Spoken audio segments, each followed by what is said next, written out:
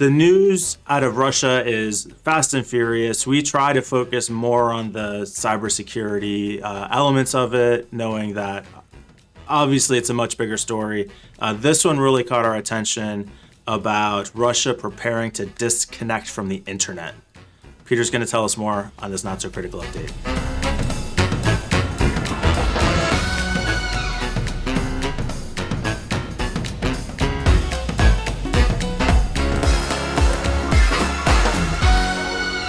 Thanks, Mike. So this story was all over the place this week in various forms. Basically, there was some documents released by the Ministry of Defense in Russia, I think it was, and it was in Russian, obviously. And it was about how they were preparing certain parts of their infrastructure to be, well, it was interpreted in lots of different ways. The most common headline that we saw was that they're preparing to disconnect from the internet. And that was the clickbait kind of, is what was repeated by a lot of people. And honestly, it's the kind of thing that we would have been guilty of usually. Just, hey, Russia are disconnecting. Like, we read the headline. Let's go. Run with it. Yeah, we read the headline. Right. But this time around, Twitter helped me out and was able to tell me that it wasn't actually what the document was saying. It's more like that they're sort of hardening their infrastructure. And there was a lot of debunking done. And even one of the articles I think that was linked to, it might be the one that you were looking at, had further down the page, it said a quote from Mandiant saying, "This is not Russia preparing to disconnect from the internet." I don't think it was that one. It was maybe something else. But, right in the article? Right in the article. So the headline contradicted the content of the article. And we actually had a discussion about this. Unsurprising. So you and I had this discussion about it in other discussion forums or whatever. And my initial reaction was fake news because, I wanted to show you how wrong you were and how right I was and how on top of the news I was. Normally a fair starting position. All right. Well, thanks, Mike. Yeah. So just wanted to be a smug fat, basically.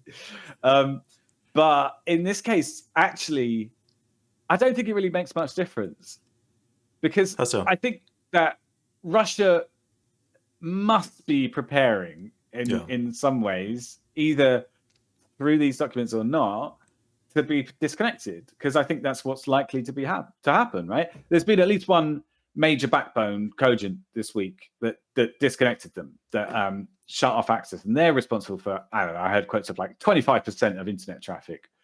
I mean, it's a big deal.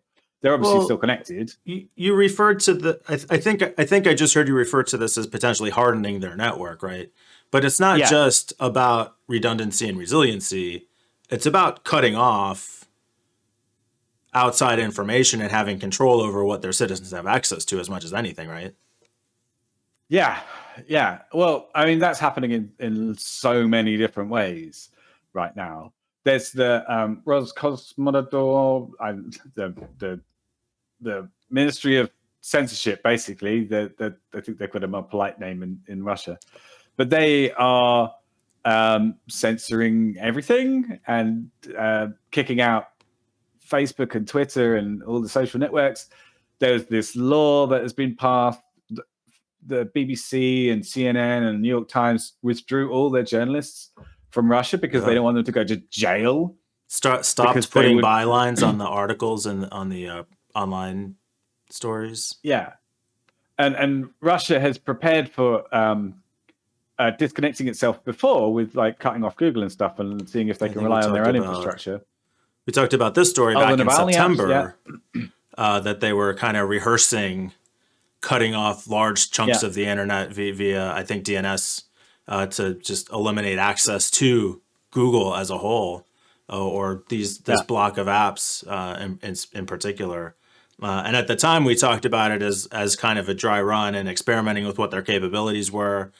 And I don't know if we'd say at this point that they've perfected that, but certainly continuing down that path of trying to figure out what they can and can't not get. I mean, they can get away with anything, I guess, at this point. They don't care about the consequences. But what do they have the capability to do? Yeah. So So with regard to this story particularly, I think maybe the interpretation was incorrect strictly. These documents aren't Russia is going to disconnect. But if Russia isn't doing what it can to prepare to disconnect, then I'd be very surprised.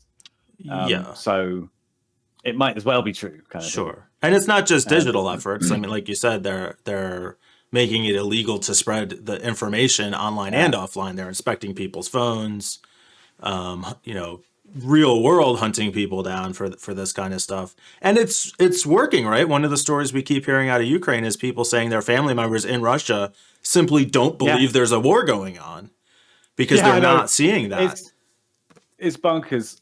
We talked about it before where they did, what was it, that video that they released and the timestamp was wrong compared to the date that they said that it was recorded. It was like So, I mean, it's trivial to find that out, but it's not for us. It's part of their propaganda campaign inside the country. It's kind of horrific. It really feels like we're going back to, well, I'm not going to say any era in particular, but just, days gone past. It feels almost like being in a movie. Yeah, and I was going to say it's not that everybody is just getting this misinformation, but increasingly, because the few news networks in Russia that were getting the truth out have been shut down. So this is not something that's going to get better. I mean, this whole situation is such a disaster. It's getting to be really difficult to see the end game here outside of just a prolonged, indefinite occupation and ongoing insurgency and continued shutting down of information and spreading disinformation. It's really, really bad.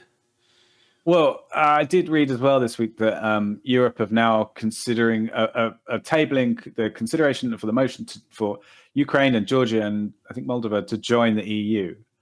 So if that gets pushed through quickly, then Russia has invaded a European nation, a member of the EU, and then that is cause for military retaliation. And then things are going to get really interesting.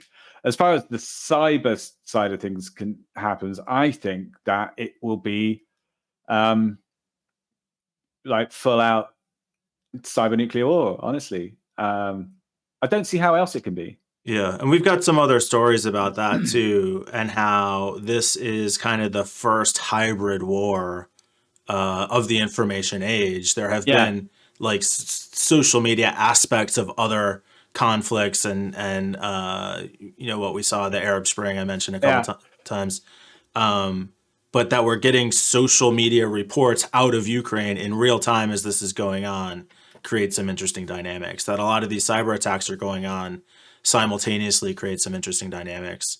One of the articles we're probably going to talk about later, earlier, or I don't know, whenever. Yeah, earlier or before. Some point in the future or past. It made an interesting analogy to the nuclear testing we used to do that used to be done in the Pacific Ocean to kind of just like demonstrate the power of the nuclear bomb and test it and experiment it.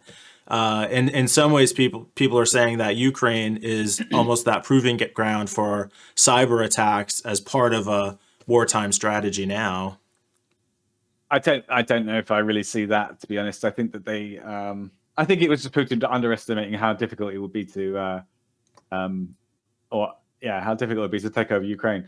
I genuinely think he was hoping to get in and out and just like, for sure. Hey, got Ukraine. You guys, cool, right? Never mind about it. Don't worry about it. Sure. He did it with Crimea. Basically, there was a big fuss about it, but not as big as Ukraine. And I think that he wasn't thinking. I think it's a longer topic. For sure. But so we are recording this on Wednesday, March 9th. This will probably go live on Saturday or Sunday. Hopefully never do they actually shut down the internet like this story supposes. But if for some reason it happens before then, we'll be back with